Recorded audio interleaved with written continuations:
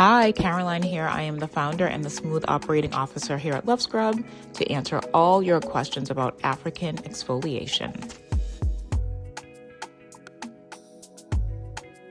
When it comes to holding it, I personally like to scrunch it up. I like to wet it, scrunch it up, use my Semina bar on it, or I'll use like a body wash, and it works perfectly fine.